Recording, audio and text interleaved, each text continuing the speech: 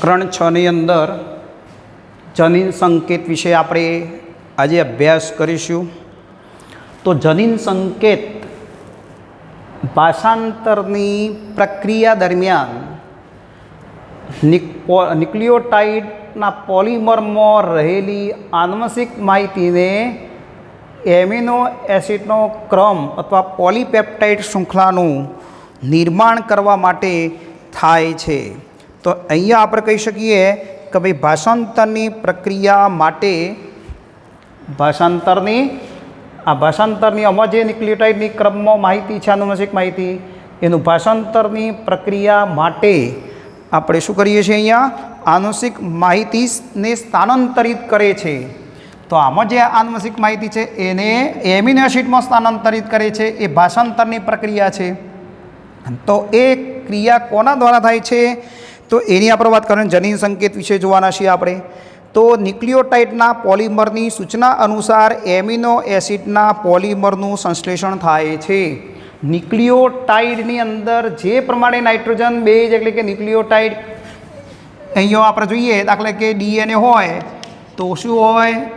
ACGT આવો nitrogen બેઝનો ક્રમ હોય તો આ ન્યુક્લિયોટાઇડ છે। એ મેસેન્જર આરએનએનું નિર્માણ કરે એટલે UGCA આવે, બરાબર। તો આ જે ન્યુક્લિયોટાઇડમાં જે માહિતી છે એનું પ્રોટીન સંશ્લેષણ અથવા પોલીપેપ્ટાઇડનું સંશ્લેષણ એના સૂચના અનુસાર થતું હોય છે। આમાં જે સૂચના હોય એ પ્રમાણે જ એમિનો એસિડ ક્રમમાં ગોઠવાશે, એમના વાડાવાળા કોઈ ક્રમમાં ગોઠવાતા નથી। જો આમાં ખામી સર્જાય તો પ્રોટીન એમિનો એસિડના ક્રમમાં ગોઠવણી પર પણ ખામી સર્જાય છે।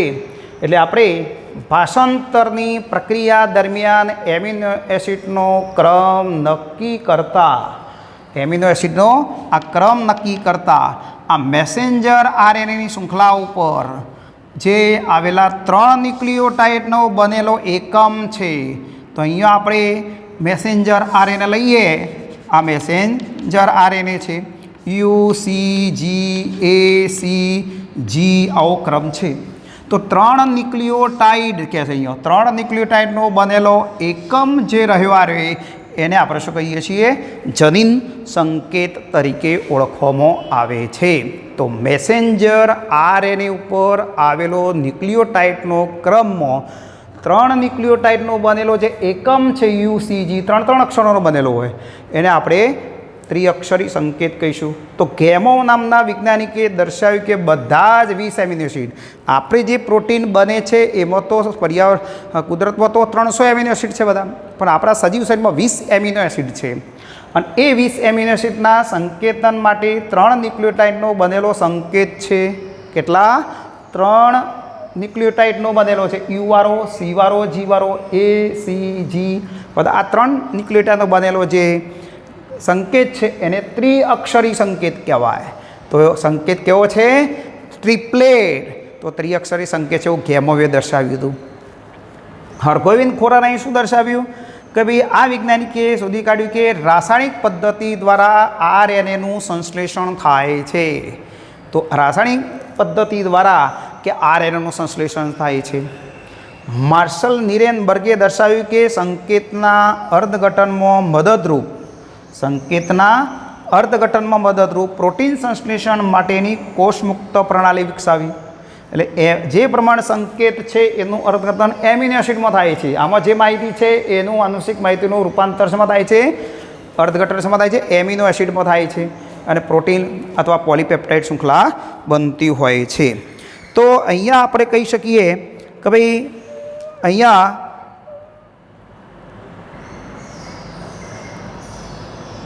ઓકા આ નામના વૈજ્ઞાનિકે ઉત્સેચક શોધી કાઢ્યો છે આ પ્રક્રિયા કરવા માટે। ઓકા આ નામના વૈજ્ઞાનિકે સેવેરા ઓકોઆએ ઉત્સેચક આ બહુલીકરણમાં મદદ કરે છે। કયો? પોલીન્યુક્લિયોટાઇડ ફોસ્ફોરાયલેજ જે રહે એ અહીંયા ન્યુક્લિયોટાઇડ આ ક્રમમાં ગોઠવવામાં એમિનો એસિડના એ મેસેન્જર ન્યુક્લિયોટાઇડ જે રહ્યા એ સહાય કરતો હોય છે અહીંયા। तो अहींया આપણે કહી શકીએ તો પોલીન્યુક્લિયોટાઇડ ફોસ્ફોરાયલેજ ઉત્સેચક મદદ કરે છે. ટેમ્પલેટ ડીએનએના નિશ્ચિત અનુક્રમો સાથે આરએનએ એટલે મેસેન્જર સ્વતંત્ર રૂપે બહુલીકરણ કરવા માટે એટલે કે ડીએનએમાંથી જે ન્યુક્લિયોટાઇડ છે એને ક્રમમાં અહીંયા ગોઠવવા માટેનો ઉત્સેચક કયો છે? પોલીન્યુક્લિયોટાઇડ ફોસ્ફોરાયલેજ ઉત્સેચક જવાબદાર મેસેન્જર આરએનએ બનતો હોય છે.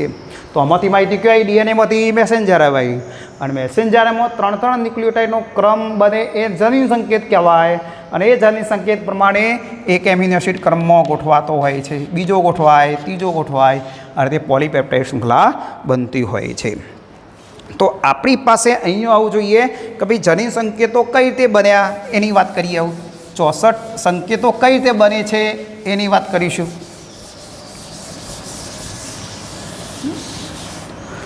તો મેસેન્જર આરએનએ પાસે 4 જ અક્ષર છે, યુ, સી, જી, એ, બરાબર.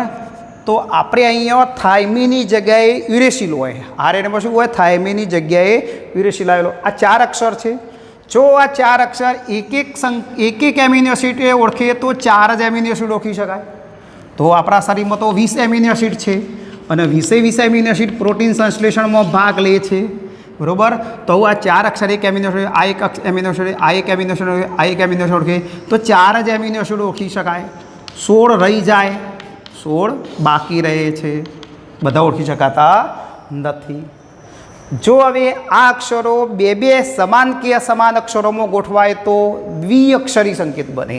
તો દ્વિઅક્ષરી સંકેત કઈ રીતે બનશે? U, C, G, A.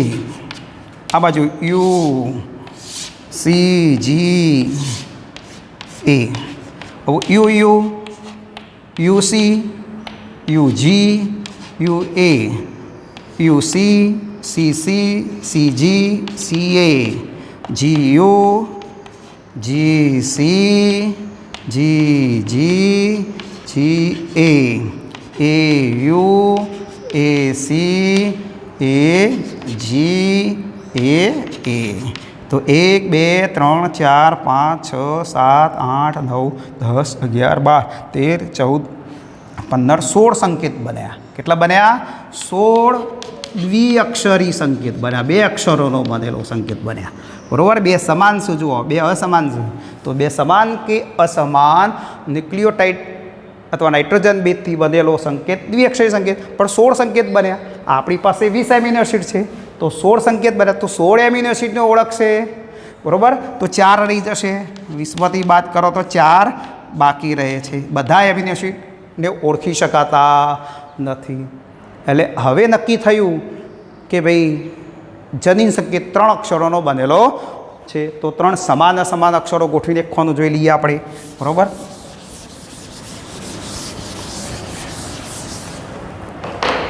તો અહીંયા આપણે એક ખાનાની વાત જોઈ લઈએ એટલે બધું ખ્યાલ આવી જશે. બધા ટેબલમાં આપણે ટેક્સ્ટ બુકમાં આપેલું જ છે, પ્રમાણ ક્રમમાં જોઈ લેવું.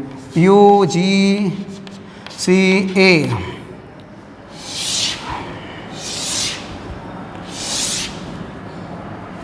યુ, જી, સી, એ.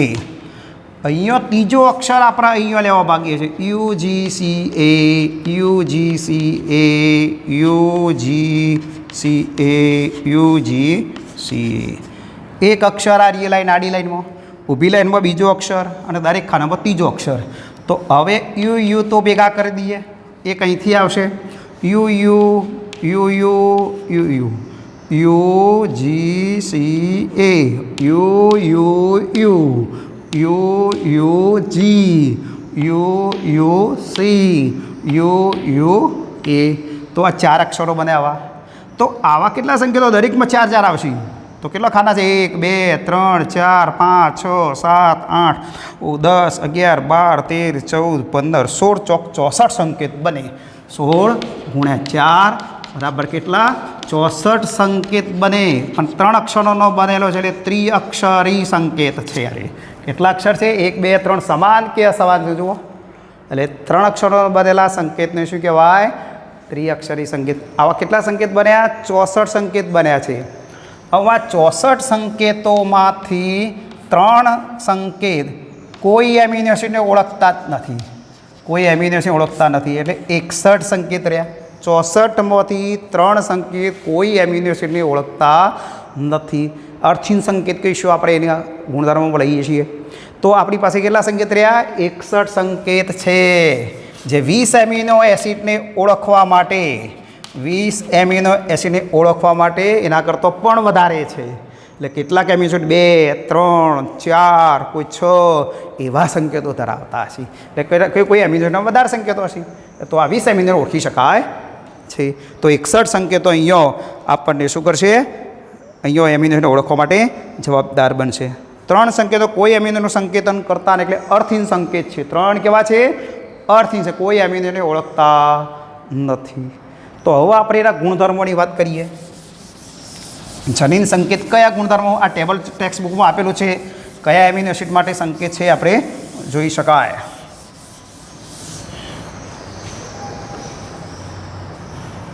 તો એમિનો એસિડ જનીન સંકેતના ગુણધર્મો પ્રશ્ન પૂછાતો હોય છે વારંવાર.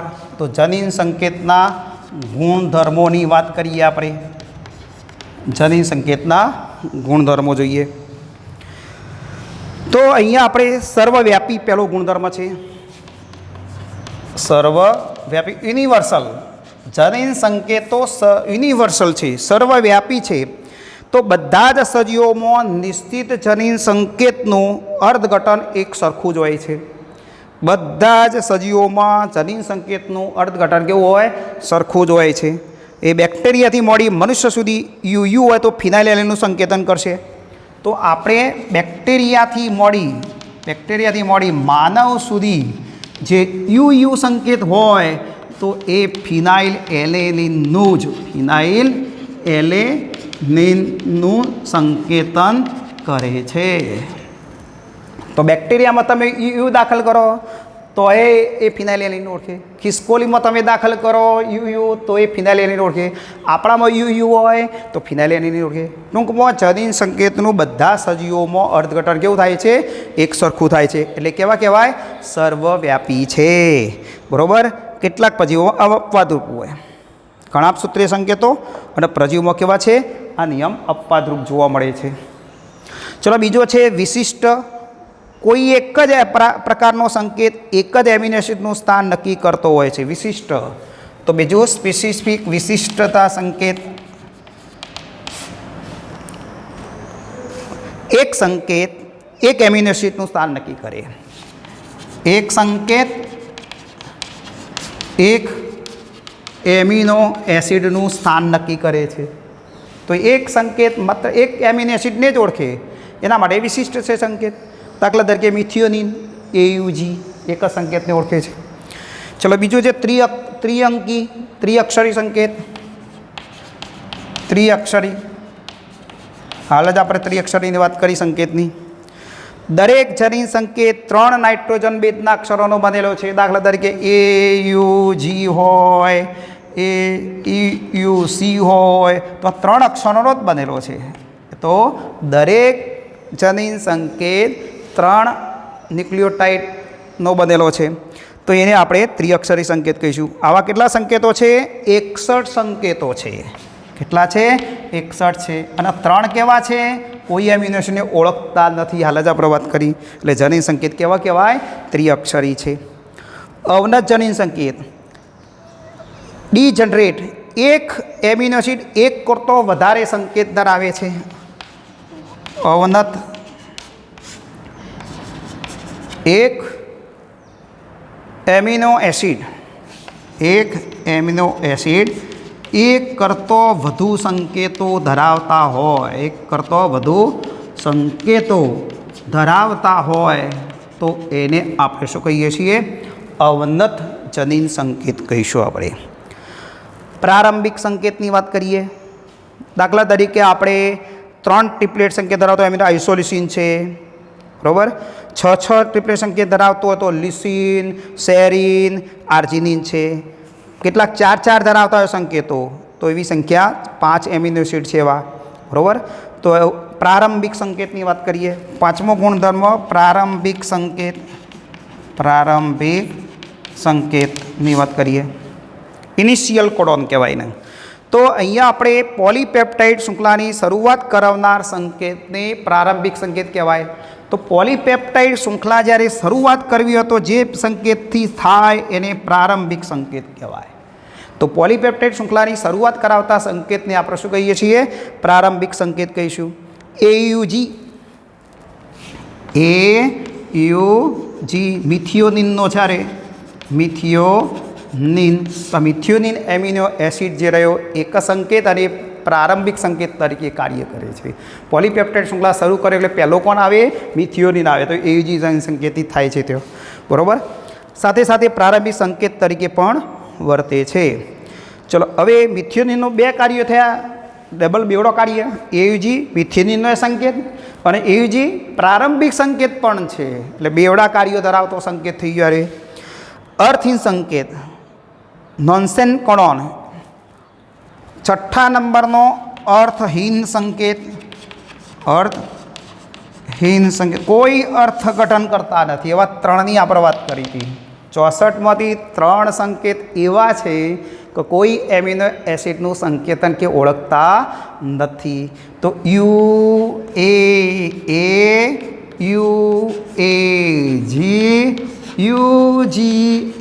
આ 3 અક્ષરો એવા છે, 3 સંકેતો કે જે કોઈ એમિનો એસિડને ઓળખતા નથી, બરાબર. એને આપણે અર્થહીન સંકેત કહીશું. તેમજ પોલીપેપ્ટાઇડ શૃંખલાનું સંશ્લેષણ અટકાવી પણ દે. જ્યારે પોલીપેપ્ટાઇડ શૃંખલા બનતી હોય ત્યારે જ્યારે યુએ સંકેત જો આવી જાય તો કોઈ એમિનો એસિડ અહીંયા આવતો નથી. એટલે પોલીપેપ્ટાઇડ શૃંખલાનું નિર્માણ અટકાવે છે, એટલે એને સ્ટોપ કોડોન, સમાપ્તિ સંકેત તરીકે પણ આને ઓળખવામાં આવે છે. તો આ સમાપ્તિ સંકેતો પણ કહીશું આપણે. એને કેવા કહીશું આપણે? સમાપ્તિ સંકેત પણ કહીશું. આ જનીન સંકેતની વાત થઈ, બરાબર.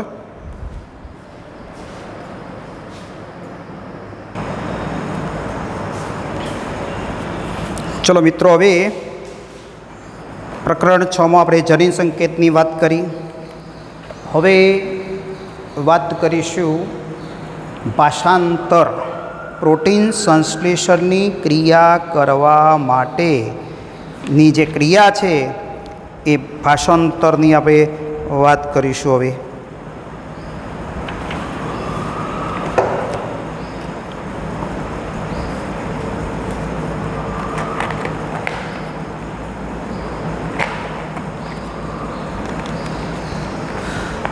તો અહીંયા આપણે ભાષાંતરની સેન્ટ્રલ ડોગમામાં જોઈ ગયા હતા આપણે કે ભાઈ ડીએનએમાંથી મેસેન્જર આરએનએ બને તો એના પર પ્રત્યાંકન કહેતા હતા. પછી મેસેન્જર આરએનએમાંથી પોલીપેપ્ટાઇડ કે પ્રોટીન બને છે, એ ક્રિયાને ભાષાંતર કહીએ છીએ આપણે, બરાબર. તો હવે પ્રત્યાંકનનો વિભાગ આપણે જોઈ લીધો. જનીન સંકેતો જોયા, એના માટેના એમિનો એસિડને લાવવા માટે સંકેતો હોવા જોઈએ ને, તો જનીન સંકેતની આપણે વાત કરી. હવે આપણે ભાષાંતરની વાત કરીએ. વિકૃતિની વાત પછી કરીશું આપણે. પહેલાં ભાષાંતર ભણીએ, પછી આપણે વિકૃતિની વાત કરીશું. તો અહીંયા આપણે ટ્રાન્સલેશન, ભાષાંતરનો વિભાગ, મેસેન્જર આરએનએ પર આવેલા નાઇટ્રોજન બેઝના ક્રમ અનુસાર એમિનો એસિડના, અહીંયા શું છે? તો અહીંયા આપણને મેસેન્જર આરએનએ પર આવેલા નાઇટ્રોજન બેઝના અનુક્રમ અનુસાર એમિનો એસિડના બહુલીકરણથી, તો અહીંયા આ મેસેન્જર આરએનએ છે, આ મેસેન્જર આરએનએ છે, એના ઉપર જે ન્યુક્લિયોટાઇડનો ક્રમ આવેલો છે એ અનુસાર અહીંયા કોણ ગોઠવાય છે? એમિનો એસિડ ગોઠવાય છે. એક એમિનો એસિડ, બીજો, ત્રીજો, બધા જોડાય એટલે પોલીપેપ્ટાઇડ શૃંખલા બને. બહુલીકરણ થયું કહેવાય. શું થયું કહેવાય? બહુલીકરણ, પોલિમરાઇઝેશન. એટલે કે એમિનો એસિડ બધા એકબીજા સાથે પેપ્ટાઇડ બનતી જોડાઈને લાંબી શૃંખલા બનાવે છે. એ પોલીપેપ્ટાઇડ શૃંખલાનું આ નિર્માણ થવાની જે આ ક્રિયા થઈ એને આપણે શું કહીએ છીએ? ભાષાંતર કહેવાય. શું કહીશું એને આપણે? ભાષાંતર કહીશું. તો મેસેન્જર આરએનએ પર આવેલા નાઇટ્રોજન બેઝ, તો અહીંયા આપણે મેસેન્જર પર U, G, C, A, C, G, બધા નાઇટ્રોજન બેઝનો ક્રમ છે. એ અનુસાર એમિનો એસિડનું બહુલીકરણ થાય છે. જુઓ એમિનો એસિડ આવે છે, બીજો આવે, ત્રીજો આવે, ચોથો આવે. એ એમિનો એસિડ એકબીજા સાથે પેપ્ટાઇડ બંધથી જોડાઈને લોબી શૃંખલા બને એ બહુલીકરણ થયું કહેવાય. એ પોલીપેપ્ટાઇડનું નિર્માણ થવાની જે આ ક્રિયા થઈ, લોબી પોલીપેપ્ટાઇડ શૃંખલા જે બની એ પ્રક્રિયાને શું કહેવાય? ભાષાંતર કહીશું આપણે. તો ભાષાંતરની ક્રિયા કરવા માટે જે જરૂરી ઘટકો કયા હોય? ભાષાંતરની ક્રિયામાં કયા ઘટકોની જરૂર પડે? તો એક રિબોઝોમ અંગિકાની જરૂર પડે. મેસેન્જર આરએનએ જોઈએ, ડીએનએમાંથી મેસેન્જર બન્યું છે તે. પછી ટ્રાન્સફર આરએનએ જોઈએ, તો જુઓ ટ્રાન્સફર આરએનએ છે, આ ટ્રાન્સફર આરએનએ એમિનો એસિડ લઈને આવું કોષરસમાંથી. પછી એમિનો એસિડ કોષરસમાં જોઈએ, એમિનો એસિડ ના આવે તો પ્રોટીન કઈ રીતે બને? પછી એમિનો એસાઇલ ટ્રાન્સફર અને સિન્થેટેજ ઉત્સેચક, આ 5 ઘટકો જરૂર પડે. કયા કયા? એક રિબોઝોમ અંગિકા, પછી મેસેન્જર આરએનએ, તો આપણા મેસેન્જર આરએનએ બનાવી લઈને આવ્યા છીએ. જો કોષ કેન્દ્રમાંથી કોષરસમાં રિબોઝોમ ઉપર ગોઠવાયું છે. આ રિબોઝોમ સારી 2 એકમો, મોટો અને નાનો પેટા એક રિબોઝોમ. મેસેન્જર આરએનએ આવ્યું 5 to 3 વાળું. પછી આ ટ્રાન્સફર આરએનએ, પછી કોષરસમાં એમિનો એસિડ હોય અને ઉત્સેચક કયો? Amino acyl transfer RNA synthetase. બરાબર? તો આટલા ઘટકોની જરૂર પડે. બરાબર? હવે આપણે વાત કરીએ કે ભાઈ આ રિબોઝોમ એ પ્રોટીન સંશ્લેષણ માટે જવાબદાર કોષીય અંગિકા છે. રિબોઝોમ ભણી રહ્યા છે અંગિકાઓમાં આપણે 11મા ધોરણની અંદર. બરાબર? પ્રોટીન ફેક્ટરી છે. નીચેના પૈકી કઈ અંગિકા પ્રોટીન ફેક્ટરી છે? પ્રોટીન સંશ્લેષણ કરવાનું કામ કરે છે? તો રિબોઝોમ. કઈ? રિબોઝોમ. તો પ્રોટીન સંશ્લેષણ માટે કઈ? પ્રોટીન સંશ્લેષણ માટે કોષીય અંગિકા તો રિબોઝોમ. રિબોઝોમના 2 પેટા એકમો માત્ર પ્રોટીન નિર્માણના સમયે જ ભેગા થાય છે, જોડાય છે. નહીંતર એ જુદા 2 એકમો હોય. બરાબર? તો આ મોટો એકમ, નાનો પેટા એકમ, એ પ્રોટીન સંશ્લેષણ કરવાનું હોય ત્યારે જ આ 2 પેટા એકમ જોડાય છે. અને જોડવા માટે કયું આયન ખનિજ તત્વ? મેગ્નેશિયમ આયન આવશ્યક છે. કયું આયન? મેગ્નેશિયમ આયનની હાજરીમાં બંને પેટા એકમો જોડાય છે. આપણામાં 80S છે, તો 40S મોટો પેટા એકમ અને 60S મોટો એકમ અને 40નો નાનો પેટા એકમ છે.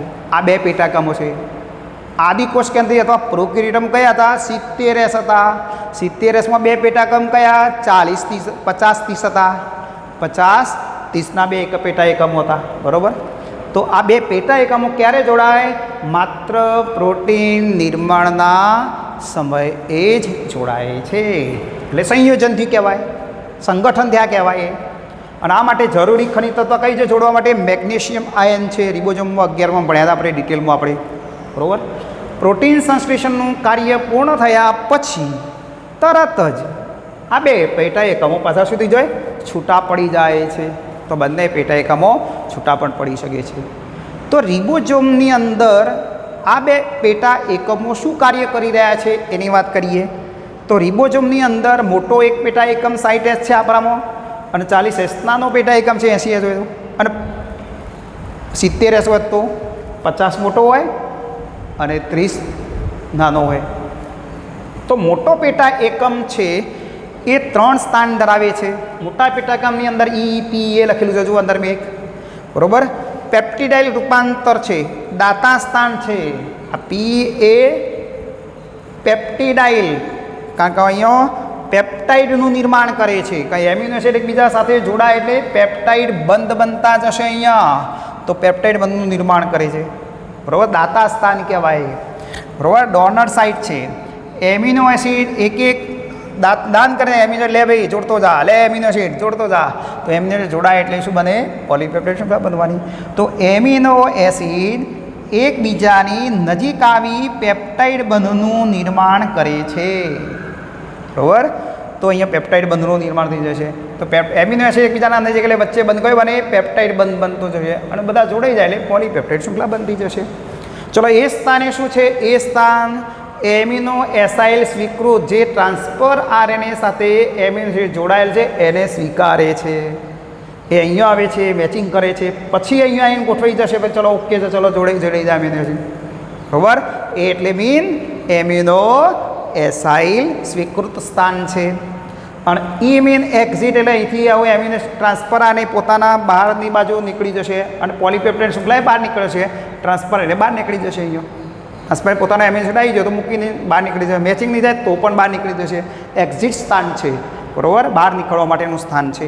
આવા 3 સ્થાન મોટા પેટા એકમમાં જોવા મળે છે, બરાબર. ચલો હવે નાના એકમ, નાનો પેટા એકમ એ શું છે એની વાત કરીએ. નાનો પેટા એકમ મેસેન્જર એના પર ગોઠવાયેલો તો જોવા રહ્યો, બરાબર. તો મેસેન્જર આરએનએ સાથે સંકળાય ત્યારે પ્રોટીન નિર્માણ માટે ભાષાંતરની શરૂઆત થાય છે. તો નાનો એકમ જે રહે કોની સાથે સંકળાય છે? મેસેન્જર આરએનએ સાથે સંકળાય છે. જ્યાં સુધી એ મેસેન્જર સાથે સંકળાય નહીં ત્યાં સુધી પ્રોટીન નિર્માણ માટે ભાષાંતર થશે નહીં. તો નાનો એકમ આની સાથે સંકળાય ત્યારે પ્રોટીન નિર્માણ માટે ભાષાંતરની શરૂઆત થાય છે. તે કેપ જેવા એક મોટા ભાગમાં બંધ બેસે છે. તો આ મેસેન્જર આરએનએનો નાનો ભાગ જે રહ્યો એ મેસેન્જર ઉપર કેપવાળો ભાગ આપણે ભણીને આવ્યા હતા, બરાબર. MG_P લખ્યું હતું તો એ ભાગ સાથે બંધ બેસે છે. પરંતુ મેસેન્જર માટે એક ટનલ છોડી દે છે. મેસેન્જર આરએનએ માટે એક ટનલ વચ્ચે એટલે માર્ગ, એક ટનલ, એક ખોચ રાખે રાખી એમાં થઈને મેસેન્જર આગળ ખસતું જાય, ટનલ રાખે. બાકીનો ભાગ એની સાથે શું થશે? કેપ સાથે બંધ બેસે છે. તો આ રીતે એ શું થશે? જોડાવાની ક્રિયા 3 ઘટકો જોડાતા હોય છે. એટલે રિબોઝોમની આપણે વાત કરી, બરાબર. મેસેન્જર આરએનએ તો ભણીને આવ્યા છીએ આપણે. સંદેશક આરએનએ, બરાબર. સંદેશક આરએનએ કહીએ છીએ આપણે. તો સંદેશક આરએનએની અંદર પણ આપણે વાત કરી હતી, બરાબર. તો એમિનો એસિડ મેસેન્જરે ડીએનએમાંથી સાંકેતિક માહિતી લાવે છે. મેસેન્જર આપણના સંકેત એમિનો એસિડને ઓળખતા નથી. મેસેન્જર આર ઉપર આ સંકેત એ એમિનો એસિડને ડાયરેક્ટ ઓળખતા નથી, પણ અનુકૂલક અણુ ટ્રાન્સફર આરએનએ પર આવેલા પ્રતિસંકેત છે. આ પ્રતિસંકેત દ્વારા આને ઓળખવાની કે આ પ્રતિસંકેત છે રહે. તો ટ્રાન્સફર આરએનએ પર આવેલા પ્રતિસંકેત દ્વારા આ સંકેતને ઓળખવામાં આવે છે. પછી એમિનો એસિડ એને ઓળખે છે. એમનો સીધો મેસેન્જર આરએનએ ઉપરનો સંકેત જે રહ્યા એ સીધા એમિનો એસિડ ઓળખતા નથી, બરાબર. તો સમાન મેસેન્જર આરએનએ આવેલા હોય છે અને રિબોઝોમ પર ભાષાંતર થાય છે. ચલો ટ્રાન્સફર આરએનએની વાત કરીએ. ટ્રાન્સફર આરએનએ ચોક્કસ એમિનો એસિડ જોડાઈ જાય છે એને ચાર્જિંગ થાય કહેવાય. એનું શું કહેવાય? અહીંયા એમિનો એસિડ આ ટ્રાન્સફર આરએનએ ચોક્કસ અહીંયા એમિનો એસિડ સાથે જોડાઈ જાય છે એને આપણે આ સક્રિયકરણ થયું કહેવાય. તો જ એમિનો એસિડ સક્રિય થઈને ટ્રાન્સફર દ્વારા આવશે. એ સિવાય જોડાય નહીં ત્યાં સુધી વહન પામતો નથી. એટલે ટૂંકમાં કોષમાંથી એમિનો એસિડને ટ્રાન્સફર આરએનએ સાથે જોડી દઈ અને વહન કરવાનું કામ કોણ કરે છે? ટ્રાન્સફર આરએનએ કરે છે. એ ટ્રાન્સફર પણ વાત આપણે આગળ ભણીને આવ્યા છીએ. એમિનો એસિડ 11માં આપણે ભણીને આવ્યા હતા. તો એમિનો એસિડ તો ઘણા બધા છે. જૈવિક અણુ આપણે ભણ્યા હતા. પણ આપણા કોષની અંદર પ્રોટીન માટે 20 એમિનો એસિડ છે. 20નું વર્ગીકરણ પણ ભણીને આવ્યા હતા આપણે, બરાબર. તો અહીંયા એ એમિનો પોલીપેપ્ટાઇડમાં એમિનો એસિડની ગોઠવણી છે. વિવિધ પ્રકારના સેકન્ડો પ્રોટીનનું ઉત્પાદન એક જ કોષમાં થઈ શકે છે. તો આપણે વિવિધ પ્રકારના પ્રોટીન જે રહ્યા એનું નિર્માણ આપણા કોષમાં થાય છે. કારણ કે પોલીપેપ્ટાઇડમાં કોણ ગોઠવાયેલા છે? એમિનો એસિડ બધા ગોઠવાયેલા છે. જેમ ABCDના 26 અક્ષરો છે, ABCD બધા અક્ષરો છે, એ આડાવડા ક્રમમાં ગોઠવાતા હોય. ઇંગ્લિશમાં વાક્યો કેટલા બધા બને છે? ક ખ કક્કો છે ના વાક્યો આપણે ગોઠવાયેલા કેટલા બધા વાક્યો બન્યા છે. એવી રીતે 20 એમિનો એસિડ ગમે તે રીતે ક્રમમાં ગોઠવાય તો સેકન્ડો 100થી પણ વધુ પ્રોટીનનું નિર્માણ આપણા કોષમાં થતું હોય છે. અક્ષરો 20 જ છે, પણ 20 અક્ષરોની ગોઠવણીથી આ પોલીપેપ્ટાઇડ પ્રોટીનનું હજારો પ્રોટીનનું નિર્માણ કરી શકાય છે. તો એમિનો એસિડની આપણે વાત કરી હતી. બીજી એક વાત કરીએ આપણે, ઉત્સેચકની વાત કરી છે. Amino acyl synthetase, amino acyl transfer RNA synthetase. તો એમિનો એસિડ આ ટ્રાન્સફર આરએનએ સાથે જોડાવાની જે ક્રિયા છે એના માટે જવાબદાર ઉત્સેચક કયો? તો એમિનો એસાઇલ ટ્રાન્સફર આરએનએ સિન્થેટેજ છે, બરાબર. તો આપણે એ એમિનો એસિડના સક્રિયકરણ ઉત્સેચક પણ કહેવામાં આવતો હોય છે. તો આ બધા જરૂરી ઘટકોની આપણે વાત કરી. હવે ભાષાંતરની ક્રિયાની શરૂઆત કરીએ આપણે, બરાબર. તો ભાષાંતરની ક્રિયામાં આપણે પહેલું એક્ટિવેશન ઓફ એમિનો એસિડનો સક્રિયકરણનો તબક્કો અને ટ્રાન્સફર આરએનએનો એમિનો એસાઇલેશનની ક્રિયાની વાત કરીએ. પછી એ શરૂ થશે, આપણું તબક્કા બધા શરૂ થશે. તો હજી 2 પ્રક્રિયાઓ આપણે ભણી લઈએ, બરાબર.